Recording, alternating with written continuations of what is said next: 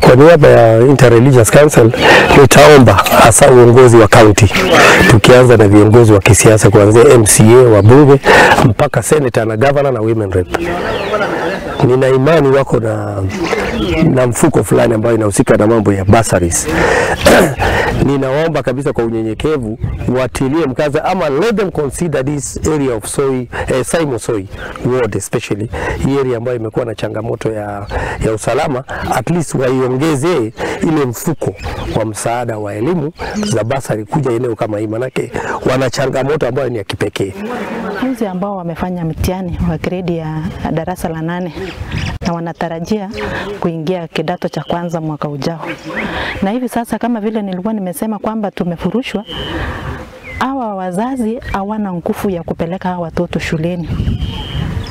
Kwa sababu kutokana na hili changa, wazazi wamepoteza mifuko yao ambayo wangejisaidia nayo kuwapeleka watoto shule. Kwa hivyo wazazi hawana hiyo nguvu ya kulipa karo. Kwa hivyo tunaomba serikali iwasaidie. Serikali iweze kusaidia wale sasa wamemaliza class 8 waweze kuendelea na maisha yao ya masomo, kwa sababu hakuna mahali nyingine wanaenda. Hawezi rudi nyuma waanze, kwa sababu